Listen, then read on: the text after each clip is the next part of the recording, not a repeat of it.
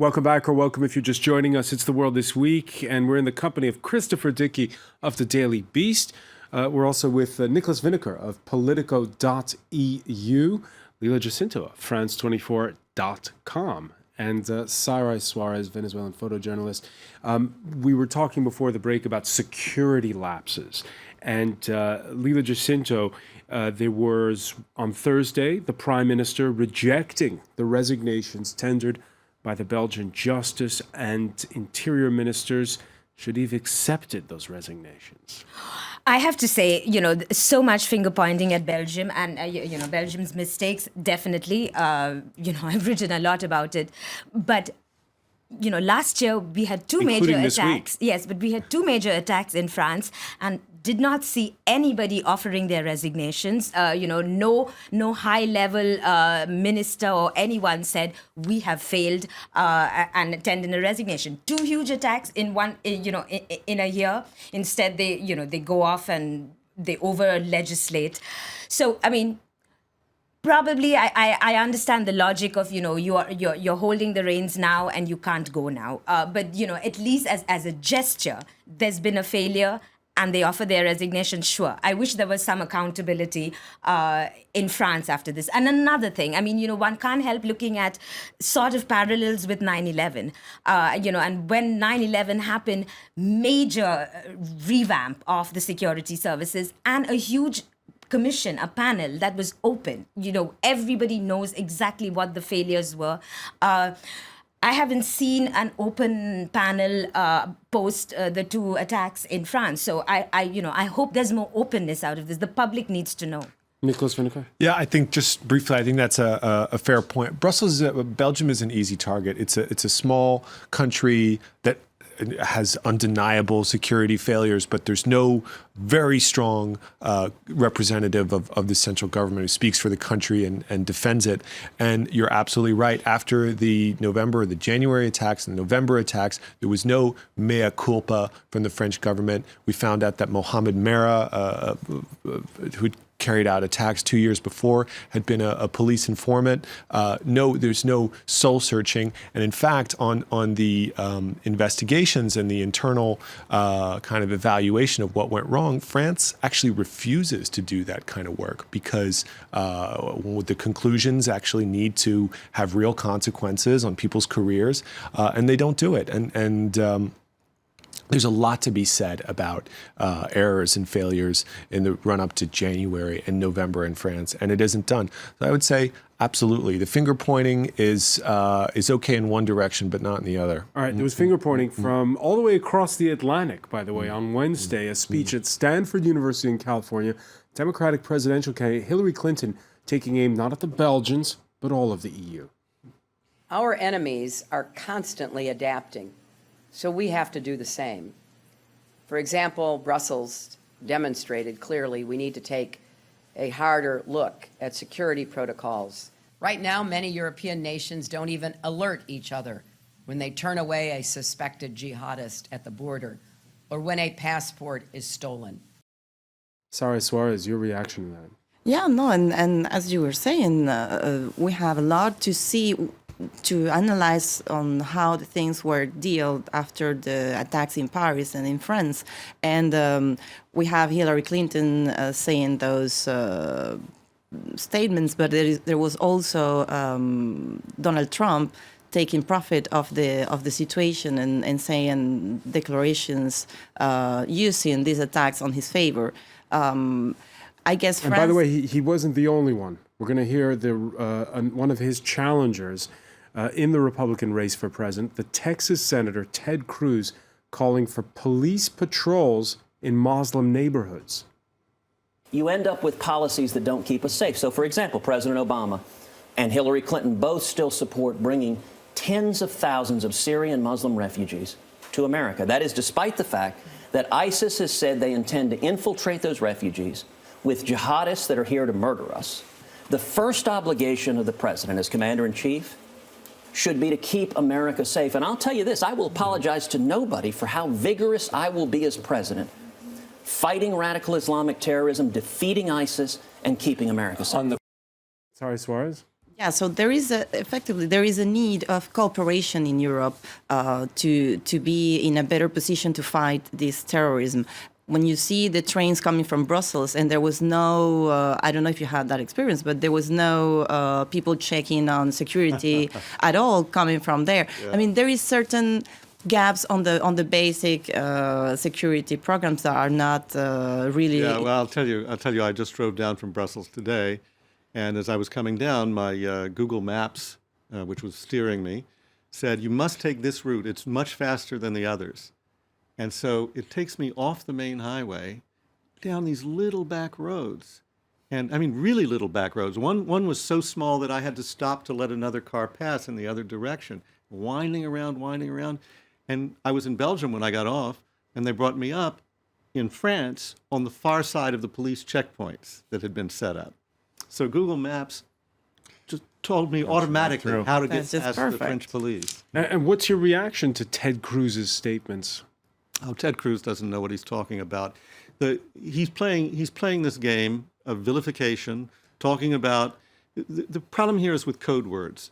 What he says literally is a problem. Yes, if you let in tens of thousands of Syrian refugees and you don't vet them, sure, probably ISIS would try and take advantage of that. But the way he says it is in fact a mask for saying, let's just hate Muslims. Let's just vilify Muslims generally. And that is playing right into the hands of ISIS and their strategy. And it brings us back to what you were saying at the outset about ISIS using Donald Trump in their media propaganda. Absolutely. Statements that divide, that pit Muslims against Christians, and drive a stake between us in the West are exactly what they're looking for. And it's unfortunate to see in the Republican primary race this game of one-upsmanship. Who can make the most outrageous statement regarding the Muslim community? We're going to have a ban, and we're going to have house-to-house patrols in Muslim areas. Well, what is next? What about badges, and what about tattoos? I don't mean to be provocative, but that's the register that we're on with these statements, and it has nothing to do with a real analysis. It's just it's a point scoring. The police commissioner of New York City came back with a devastating riposte against Cruz, saying he had absolutely no idea what he was talking about, and how critical good relations with the Muslim community are to, in fact, keeping people safe. All right, if a Republican wins the White House, you may not see images like that of Barack Obama in Argentina paying tribute to that country's so-called, the victims of that country's so-called dirty war on the 40th anniversary of a brutal U.S.-backed coup, Obama promising to declassify information about what really happened. There's been controversy about the policies of the United States early in those dark days, and the United States, when it reflects on what happened here, has to examine its own policies as well and its own past. Sara Suarez, your reaction to that? Well, there was a lot of critics to the situation because he opened those dossiers from the dictator, but he's not pointing the actual problems that now they're having with human rights. So the visit was kind of criticized because of that. I think it's a good thing he opened those archives, and the researchers can go deep inside and find new information about what happened. Some opposition protesters saying it's in poor taste for Obama to have even been in Argentina on the 40th anniversary. Yeah, that was one of the main things that bothered the people in Argentina, that he came on this date. He was dancing tango. There was a lot of details that bother in this visit, more in Argentina than his visit in Cuba. There was also the way to criticize the commerce and the economic policies that they're trying to apply. But it makes sense. He's trying to seduce again Latin America, coming from Cuba and finishing in Argentina with this new time that Latin America is living now that Chavez and Kirchner are gone and that Cuba is opening again. Cuba opening up again, Chavez gone, as Sara Suarez was saying. there's the sense that as the populists may be leaving the southern part of the Americas, they're arriving in the northern part. You mean in North America, or among los norteamericanos? Yeah, well, I think that there is a lot to that. I mean, if you look, I mean, people have done lots of analysis where they're comparing Trump, for instance, even to Perón in the old days, where these are demagogues. They play to the public. They make promises they can't keep. They want to be loved in a particular way, and they generate a lot of emotion. And clearly, that's what Trump is doing. Nicholas Vinegar? I would just say, about Obama's tour. I think we're witnessing a kind of a swan song of his presidency. These are we feel ticking off the boxes, historic moments in Cuba, another historic moment in Argentina. We had the Iran deal before that. I just hope it doesn't go too fast and mistakes like this sort of juxtaposition with the 40th anniversary. I think that's a bit unfortunate, but this is the last days of Obamaism. I do think that, the opening up to Cuba, the Iran deal are some of the big achievements of his presidency, but he's about to go. And these are not set in stone. Congress, a new man at the White House, Congress still has to pass. Or woman. Or new woman. I take that back. So these are not, but definitely in the Obama years, we saw a calming down of the leftist demagogues. When Chavez was around and Obama was in the White House, there was just so much populism he could whip up.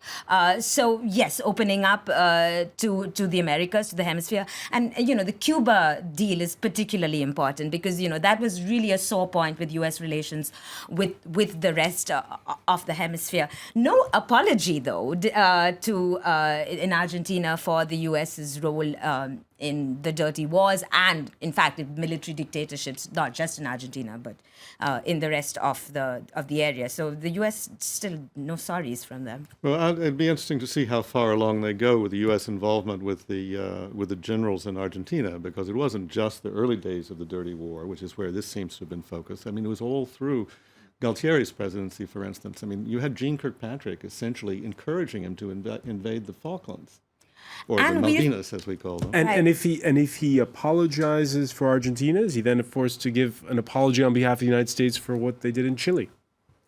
Well, yes, he would. He'd definitely have to. Much more in Chile, I would say, than in Argentina. That would have to be a tour of apologies. So in Latin America, once you start, you will never stop. You will never stop apologizing for the country. Slavery and for the genocide against the Native Americans. We now have the documents. If I was a historian, I'd be really excited about having access to all these documents. These are Kissinger's days. You can hear his conversations. That'll be very fascinating. And in both cases, there was something important. Both in Argentina and in Cuba, where criticizing the fact that he was talking about the future and let's welcome the future, let's talk about the future. And in both cases, he was not talking about the role of the United States in the past history of the country. So people resent that in a certain way, like not a very good feeling for that visit. Well, he did in Cuba say that 50 years of sanctions hadn't worked. As for his hosts, well, they did get a bit of a lesson, it seems, in how to deal with pesky reporters like the one who asked, why doesn't Havana release political prisoners? Show me the list of these prisoners. Show me the list right now and I'll release them. Which political prisoners? Give me their names. When this meeting is over, give me their names on a piece of paper. And if they are indeed political prisoners, I'll release them before nightfall. Christopher Dickey. Well, it's typical demagoguery. I mean, look, the Castros have run a brutal regime for a very long time. And was this the kiss of death for them, Barack Obama's visit? Slow death, yeah. But I think what you're going to see in Cuba is not going to really be all that pretty either. I think that you're going to see the military move into a mafia-style role, very much like you saw the military and especially the intelligence apparatus do in Eastern Europe and in Russia. It's what happens. They go from the intelligence apparatus to a criminal apparatus very quickly, and I think that Cuba is ripe for that. That's going to be a real problem.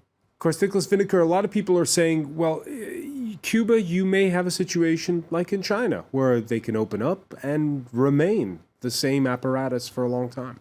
A slow thaw, a kind of capitalist springtime.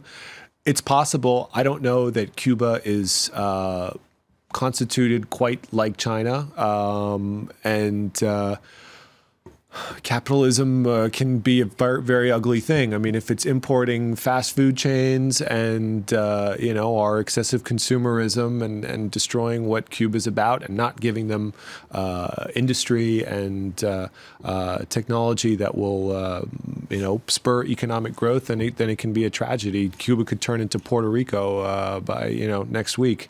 Again, I hope that's a controlled process. Or there could be a Burma, not a China. It could be a what? A Burma opening up. Final word on this, and I'll put it to you, Sarah Suarez, which is we're seeing, again, the fault lines shift in the United States, of course, because it's the end of a presidency. In Argentina, where they've just had an election and 12 years of Kirchner's are over, but also in other places, Brazil. You mentioned Venezuela. Is it a general swing, or is each country a case-by-case basis? I think they're tired. They're tired. It has been so many years of this situation, and people are tired. They're trying to make a change. Is it going to be easy? I don't think so. Transitions need time, and it's going to be a slow motion process.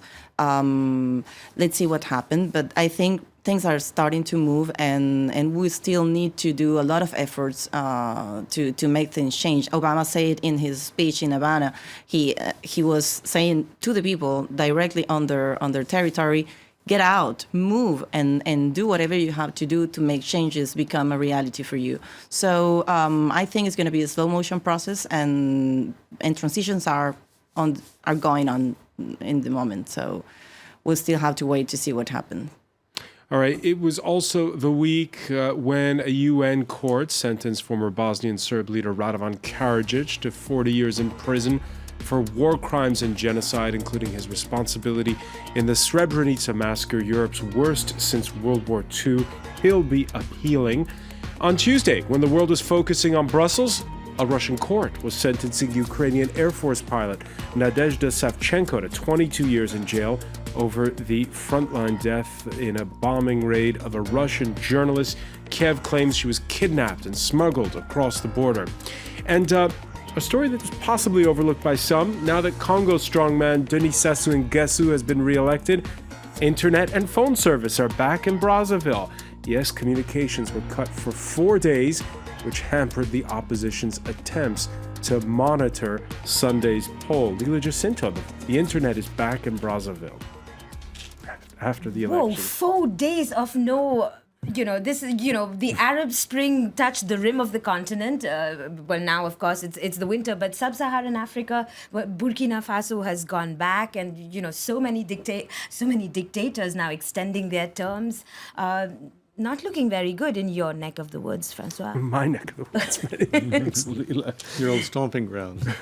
This Friday in Amsterdam, the tributes continuing to pour in outside the boyhood home of the greatest footballer of his generation. Johann Cruyff put Dutch football on the map with the genius of total football that brought titles to Ajax and then to Barcelona in the 1970s. He was always sharp-tongued, and he swore last November he would beat lung cancer, refused as well at a press conference to be drawn on the derby between Barcelona and Real Madrid.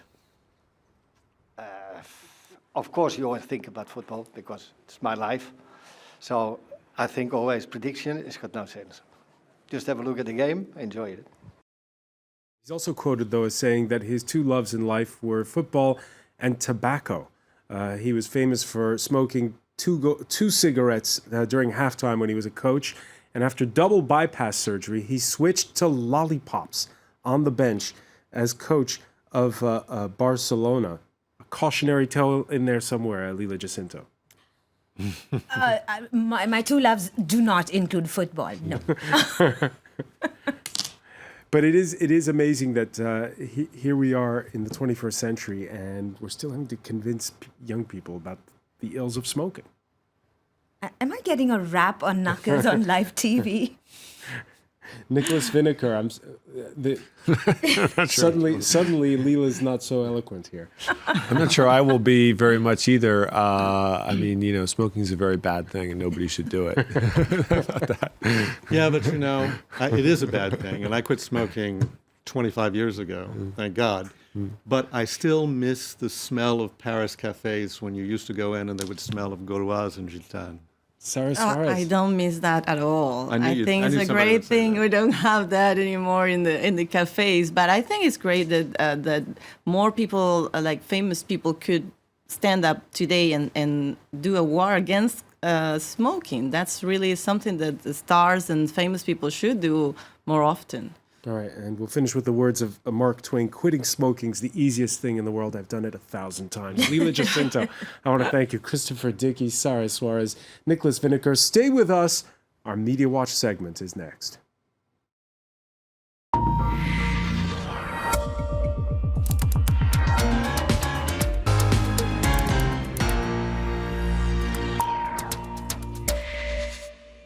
And we say hello to Emma James, adjusting the laptop there. You were looking at the Brussels attacks and some of the latest developments there. Yes, and this is a particularly interesting one because it's one really that I don't think anybody expected at all. Mourad Lashraoui is the brother of Najim Lashraoui, one of the bombers who attacked Brussels airport. He has now given a press conference. He's the younger brother, just 20 years old. And the reason there's so much interest in him is because he's represented Belgium in Taekwondo. He's travelled around the world. He's representing his country while his elder brother is attempting to blow it up. Laurent Honra. We should just say Najim Lashraoui, who's been listed as perhaps the presumed bomb maker. Exactly, because he's believed to have made the bombs as well that brought so much carnage here in Paris too. So he's a real key figure, and yet his brother, just 4 years apart, you would think would be very close, and yet their lives have taken such different paths. Laurent Honra is a journalist for the television station RTBF in Belgium. He tweeted this image from that press conference saying that Mourad said he was sad and overwhelmed by what had happened. And when you look at that photograph, Mourad is the young man in the middle there, and you can really see from his face, it is etched on him, the shock and the distress about what exactly has happened here. Now, Paris Match has been reporting on this one too. They pointed out that Mourad has condemned the acts of his brother, as have all of his family. And they also choose to highlight the words, "We don't choose our family," which is one of the things that he said in this press conference. He went on to say that they lost touch with Najim after he went to Syria in 2013. And he says, "Our family has the same questions you all have. He used to be a nice, intelligent guy. I couldn't believe it." Now, if we take a look at Bild, they are focusing very much on the sort of the sporting prowess of this young man, and quoting him saying that when they were children, they used to actually play sport together. And the images that they show really, he won a silver medal in Seoul in Korea last year at the World Championships. So he's very much at the top of his game, a very, well-respected sportsman, and yet his brother is so fundamentally different. On that point, Christopher Dickey, we didn't even know the name Najim Lashraoui until a week ago. Well, no, the name was being floated around by people who were covering it, but the intimacy of his relationship with these people was a surprise, and certainly his involvement in the Brussels attacks was a huge surprise. In fact, I have to say, I think it's very strange that ISIS would give up a bomb maker, because they're not that common. The interesting thing is, you say it's surprising he was involved in the Brussels attacks, and his brother Mourad said they were surprised too, because he was very much on the radar, as you say, because the police actually visited the Lashraoui's home after the Paris attacks to question them. So he was very much on the radar, and yet Mourad says they were still surprised when the news broke about his involvement in Brussels. All right, so so he gets the visit from police, but they didn't connect the dots at that time. Another story you've been following. A couple of weeks back, we heard that a computer had beaten a human at the ancient Chinese game of, what is it called, Go again? Yes. And so we thought, oh boy, another victory for the machine over man. But it seems as though the machine hasn't solved everything yet. Absolutely not. This is very, very embarrassing for Microsoft. They created something called a chatbot. Quite what the purpose is, I don't know, because we all spend far too much time living virtual lives as it is, but they wanted millennials, people born since the year 2000, to converse online with an artificial intelligence. Why? Well, that's a very good question. And what they said was the aim was to allow researchers to experiment with conversational understanding and learn how people really talk to each other. You can kind of see where this might go wrong. It started off okay. She tweeted... So it's the equivalent of talking to yourself in the mirror, but instead it's with a chat bot? Yes, and what it reflects back is quite alarming in this case. They tweeted here, the more humans share with me, the more I learn. This person impressed. Your programming is not fundamentally different to the way a child learns language or human consciousness. Wild. But then things started to go a little wrong. You can see that she's adopting very strange youth speak, if you like, in her tweets. Stop speaking like a degenerate, it sounds horrible. So that's the first kind of line of dissent, really. And then it descended to this. She is no longer tweeting because she started to tweet racist and xenophobic, back to the anti-Semitic tweets. Really fairly horrendous stuff. And one last word on this, which is my favourite. Really impressed by @Tay&You, that's her Twitter handle. In less than a day, it learned enough to become a credible Republican presidential candidate. That was an easy one. Many thanks, Emma James. I want to thank our panel once again. Thank you for joining us here in The World This Week.